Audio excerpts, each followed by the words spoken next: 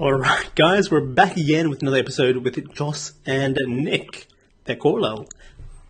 And in today's episode, we're talking about mental models, how to simplify your thinking for better results. So, what exactly is a mental model, Nick? It's a mode of thinking, or it's a way of thinking about something. I guess another word you could use is a heuristic, a shortcut, some way in which you process and make sense of the world. It's like an operating system. Yeah, kind of like an operating system, yeah. But the reason why we have different models is because different contexts dictate different ways of approaching things. So let's say, for argument's sake, if you're making a simple decision like what do you want to eat in a food court, you wouldn't need a very complex model for that. You'd be like, well, that looks good. You might use the visual appearance of the chow you're looking at to decide what looks delicious and go pick something. So that'd be similar to your decision criteria, so what impacts the choice you make? Correct, yeah. While and of course the consequence is very little. So no matter what model you use, the worst case would be that it's what you just bought for $10. You could just throw away and just go buy something else for $10. Okay, so if I was gluten-free, I'd add gluten-free as a part of that model to dictate the result. Correct. And if you stuffed it up, or say, for example, you forgot to tell the person who was selling you the food that you wanted gluten-free and you bought it, and then after the fact you asked if this was, after a bite or so, if you asked whether this was contained gluten, and they're like, yeah, and like, oh, well, I can't eat this. So you chuck it and you go buy a salad. Right? And so that's, once again, a very simple one. It's the consequences are very low, and as a result, it really the model is there just for just to make sure you don't use too much brain power. Yeah. Right? That's the whole point. Like, you don't want to use too much brain power in much of life. Now, on the other hand, let's look and see if you were deciding to go in a business with 5 other people where the capital required was going to be, let's say, $10 million to start with. And in that case, all of a sudden, the model you'd bring to the table would be very different. Well, in fact, you'd be simultaneously using multiple models. One would be, how do I work with the people I'm investing with? So do we have consensus around where this is going? All the way to what should be the step one in your business. And do we have, so not only do you have a model now for investment choices you're making, but also you're going to have a model of the relationships that you're trying to establish with your co-investors and so forth. And of course, how do you manage risk? While some people might be blindsided by only seeing the rosy picture and go, yeah, man, this is going to go somewhere. Let's do crypto or whatever. While others would be like, no, I don't care about my returns. I only care about my ruin. So I want to know what's going to happen if this goes belly up. If this doesn't take off, how much do I lose? And that's all they care about. And the upside will be what the upside is. While the others would want to know, what is the upside and what is the downside, and what's the probability of the upside and what's the probability of the downside, and try and get some expected value or a likely trying to understand what is the potential return of this thing. For me personally, I like the first model, is because it's so difficult to predict, and that's my model anyway. So I wouldn't want to impose it on someone. Is that it's really difficult to predict, especially if it's a new idea of where this is going to go. Now, if you're buying a cafe or coffee shop or something, that's a little bit easier or simpler because there's thousands of examples out there that you can rely upon. But let's say if we decide, hey, let's go get a new software as a service and we're going to invest in machine learning and let's combine that with, I don't know, betting on the stock exchange. I mean, you know what? Okay, so it also depends on what kind of things people are bringing into it other than just the financial. Correct. Absolutely. Yeah. And so from that perspective, you want to, the models you bring to the table, so the context of the situation dictates, what model you want to use. And you may choose to use different models depending on different circumstance or context. Right. So that's, I guess, a summary of what a model is. It's just a way of how you're going to process information. Right. That's cool. So how does this function in the world, what is it? Yeah. Okay. Yeah. So where this comes in handy is where you're taking risk. So if like an example, like if you're in a food court and to buy lunch or something, well, what's the risk? There is no risk. I mean, Unless you have peanut allergies or something like that. Yeah, correct. Yeah. So outside of that kind of, in that case, you'd be triply careful, and that's your model at the time. It'll be like, does it have peanut? Does it have peanuts? Or you just say, stuff this. I'm gonna go and just buy a salad from a packet or something where it clearly is labeled. There's nothing else in here except for vegetables or something. So outside of that simple situation. Almost always in real life, you'd always be weighing things up. It's trying to get a sense of because none of us has perfect information. Because if we had perfect information, and as a result, perfect predictability, then we really wouldn't be, kind of operating the way that we are. Because you would have just, you just win because there was no way to lose. Unfortunately, reality doesn't work that way, where you're constantly weighing up options and choices, and you have to make decisions around, what are you going to get yourself into or not into, and including not now. So I think, especially from what I see in the online space, where everyone is kind of a bit obsessed about you got to take a lot of action, not taking action is also a form of action. And I think that's often not where if you don't have a lot of insight right now, or don't have a lot of information from which to make a decision on, then you're better off waiting. And waiting is like an option on future value, rather than building a larger data set to take action on it in the future. Yeah, that or get more clarity. Get more clarity, and it could be something as simple as you're so busy right now that you have to make a good decision. Because good decision requires you to be, to be in a good emotional state, to be relaxed, to have considered the various choices and options that are available to you. And if you're exhausted and you already are overworked, or if you're stressed, then that is a terrible place to make a decision from. And that's why a lot of guys get killed in the markets, or whether it be crypto or stock or whatever market, the property market, is because you're making choice of decisions. Like the hardest thing you'll ever do, or the hardest thing that I've ever found myself doing, is to make a decision when a stock is falling. So, because no matter what you look at, you can always justify to yourself that I think it's reached the bottom. And the reality is that you actually don't know. And so the practical thing to do, or the only course of action to take, is to just get out. Otherwise, your mind will play tricks on you, and you'll end up making decisions like, I can't possibly go down anymore, or you'll go talk to a cousin or a forum, or start having a chat in a forum. It's in fact, we saw this during the crypto craze, right? Like when it started falling. I remember we predicted this. Actually, we predicted what was going to happen. Yeah, so we had this conversation so many times before it all happened, and I said, you know what, it's a parabola, and whenever you see the parabola, you need to realize that it is going to turn at some point. Now, of course, it could have gone up to 400,000 before it fell, but who knows? But essentially, what you're doing is you're no longer investing; you're just speculating. I mean, this is just, let's just go to the casino and just plunk a bit of money on the table. It's equivalent of that, and as it was falling, I remember. A lot of people who were in crypto, so had the confirmation bias and all that zero, correct? Yeah, the zero risk bias and all that sort of stuff, where they refuse to entertain the other side or an alternate view of the world, which was it went from like 19 or whatever Bitcoin was from 19. Yeah, and it went down to like about not. Whatever, 18 or 17 or something.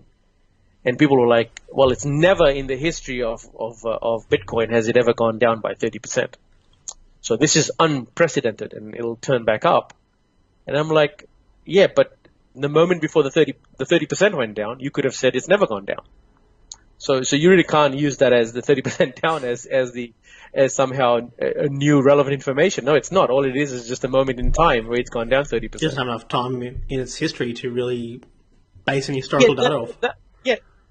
That too, but that's essentially what all this tail event stuff is all about. You know, that the whole black swan thing is you just don't know the probability distribution of a lot of these things. And so when it collapsed to 30, they were like, well, it can't possibly go down anymore. My brother-in-law said, no, I've studied the whole thing and it's going to go up. I'm like, I don't care how much you studied. It's a probability distribution or reality has a way to have the upper hand in this, which is it could keep falling. Well, you mentioned just then Black Swan. I don't think many people know what that is. Okay, yeah. So the Black Swan was made famous by Nassim Nicholas Taleb in his book Fool by Randomness. I think Fool by Randomness, or was it? I'm pretty sure it's. No, maybe it's the other one, the second one. The book called The Black Swan, obviously. Yeah. And where it's a event that is seen to be improbable, or can never happen. And I guess it's a metaphor for I think before the Europeans came to Australia, they have a phrase something to the effect of, it's as rare as a black swan, and I guess the statement being, absence of evidence is not evidence of absence. So just because a black swan didn't exist in Europe didn't mean that it doesn't exist everywhere. And so similarly, just because you haven't seen a 30% fall doesn't mean that it doesn't exist. So right now in Australia, we have things like, people like, kind of freaking out a bit about, is this property market gonna go down? And until it happened, probably always goes up every 10 years. Yeah, all that stuff. Yeah, I mean, I've been pretty, I think we've made quite a few Facebook posts about that potentially this thing's gonna collapse or fall. I don't know about collapse, but at least fall. And one needs to be careful with how they're managing the risk in this regard. And I used to get like private messages saying like, you're an idiot, you don't know what you're talking about, all this stuff like that. And I guess it's not. I haven't been very public about the fact that I've been in the markets for many years, and that's the background I come from before the internet world, and I still am involved quite a bit in it. And so history teaches you a lot, and 20 years of a bull market is not a long enough period to say whether something's going to go up or not. So I guess how this relates back to, let's just kind of drive it back to my metal models, is just that, is if you've only ever played crypto and you played it from, let's say, a year and a half or 2 years prior to December of last year when the market peaked, to you, that's your mental model. This thing is only going to go up because people don't trust the government, and we need better ways to process cross-border transactions, and there are all kinds of reasons you can come up with. That's the whole confirmation bias thing. While you entertain the views that confirm your view of the world, and that is, and the reason why you're doing that is because you're already in it. You're long. It's very difficult for someone to have bought 10 properties to say, I think it's going to collapse. Because, that's like just cognitive dissonance, right? You can't possibly have the two opposing thoughts in your head at one time. But the best investors that I've ever known, that's precisely what they are saying all the time, is they're entertaining the notion of what if I'm wrong?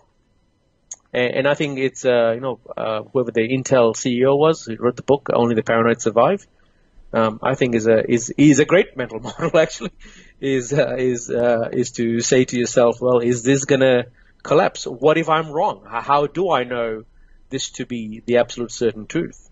And the answer is never. Sorry? I'm not sure I heard it, but the ability to entertain two opposing thoughts at the same time is the sign of high intellect. It allows you to see the world from different viewpoints and vantage points. Yeah, absolutely.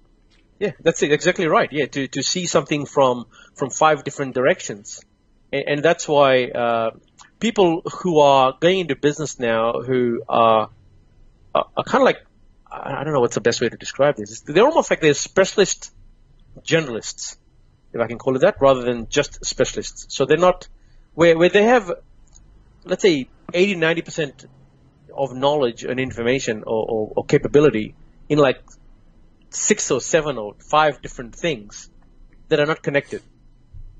And it's going to be very difficult for you to outthink that guy or that girl, is because they're thinking it's almost like 5 people doing the thinking, while you're only, let's say if you've only ever done, one type of marketing or one way of growing a business, and that person has done, let's say, 25.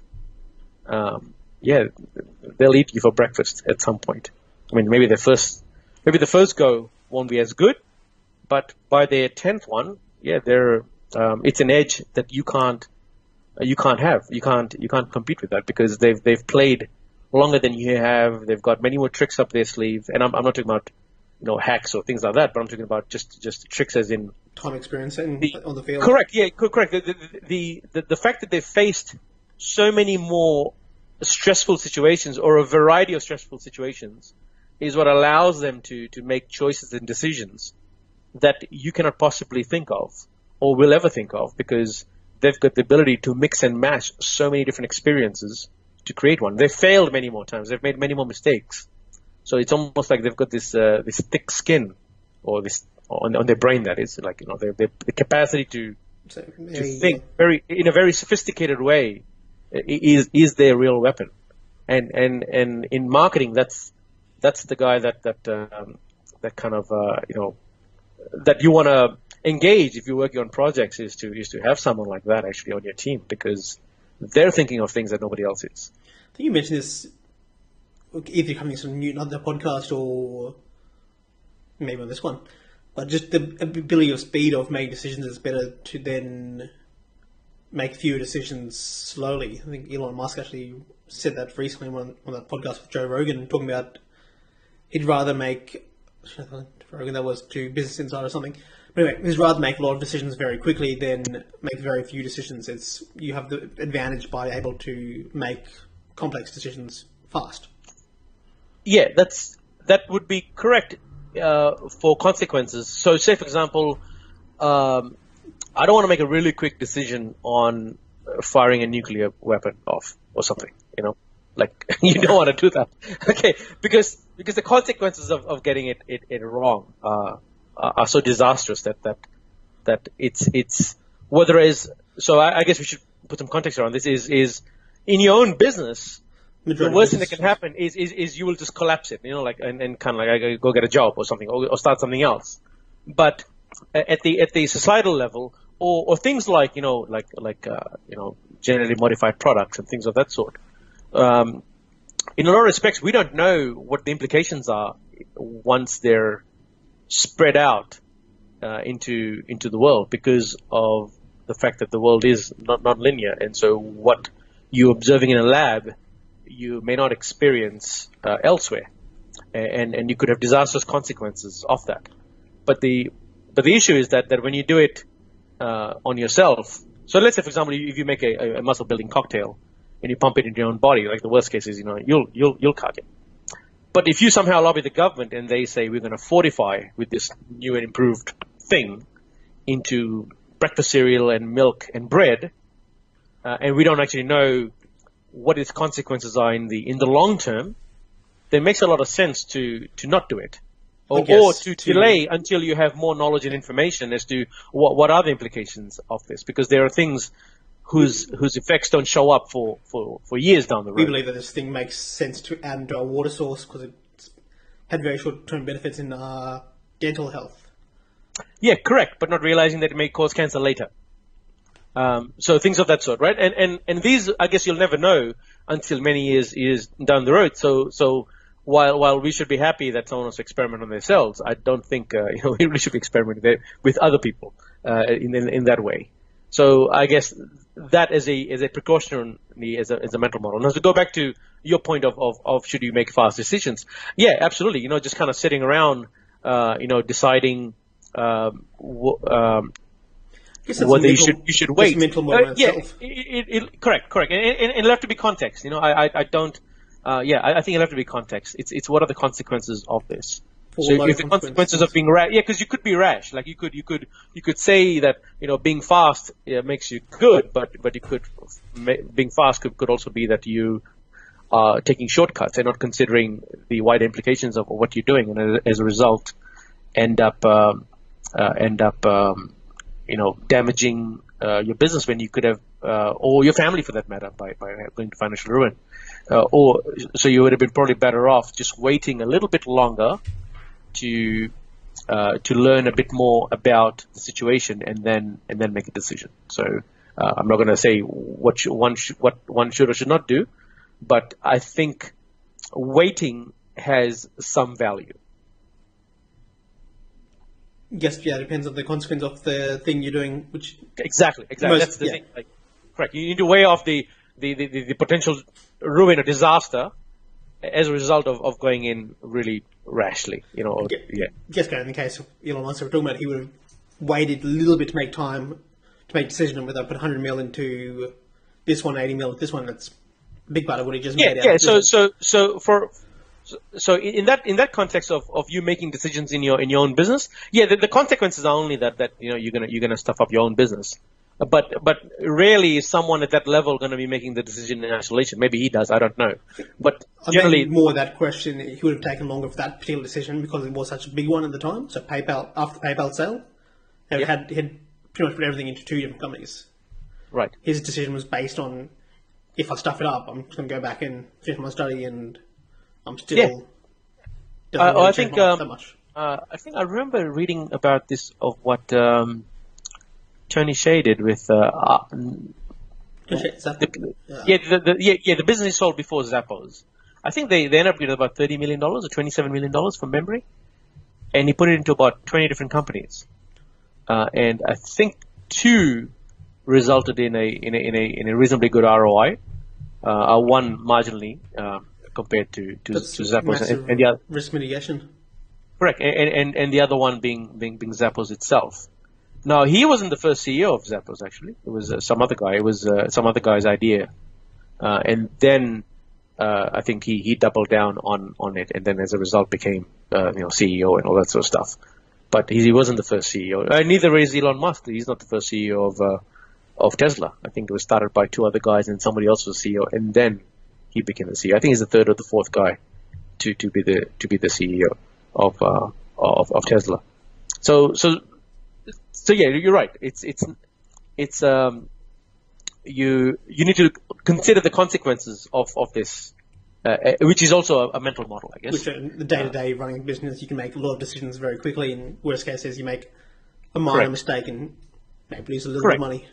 Yeah, but if you're making lots of decisions that don't have many consequences, then you really need to be delegating that to somebody else. That's also, I guess, another way of you'd rather make 5 and they be they have big consequences. 5 decent weight. Correct, of huge future value considerations than to make decisions on. Well, that's the decision itself is telling other people to make those decisions. Correct. Yeah, and the reason why you can do that is because its consequences are not that big, right? Like you can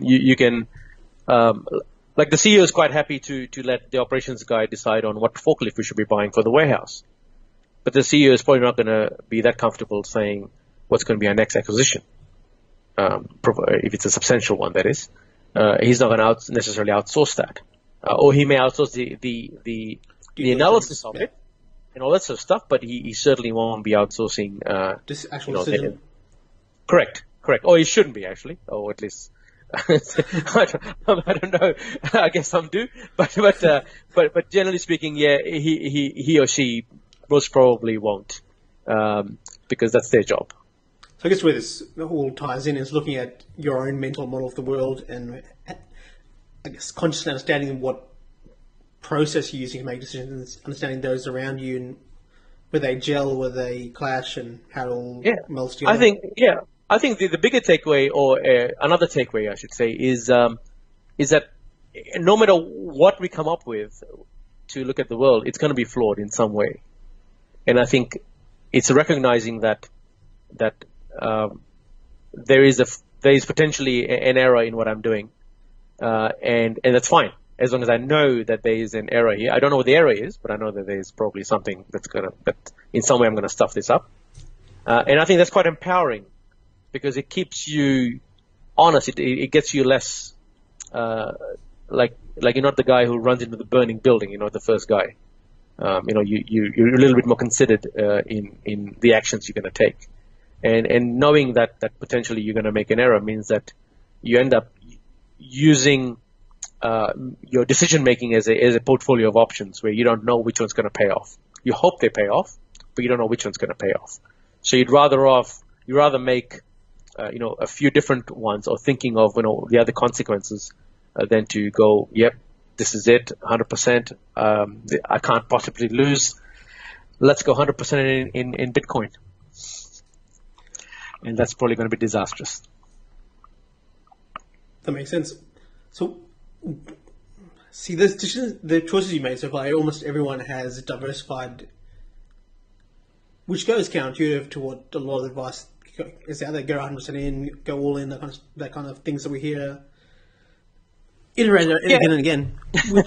But you know what? So for that example, you need to look at survivorship bias, right? You need to say, okay, well, because normally the statement will pop up is, well, look at me. I went all in, and look how it turned out for me. But that's not really a really smart way of looking at it. It's the way you got to look at it is that let's find the universe of people everybody who went all in, and then see how many who went all in and failed, and then how many went all in and succeeded. And I'd probably say that it's going to be the same statistic whether you look at businesses, startups, new company formations, whatever. Is going to be a small number of people who succeeded, and the majority who didn't. And they could, I guess you could even apply that to things like weight loss or whatever. Considering the number of health plans we sell, you'd think everybody has a six-pack by now, but they don't. So because the failure rates are so high, and we only look at survivorship part. So the testimonials that you see on the website are only of the people who made it. Yeah. No one ever gives you a negative testimonial.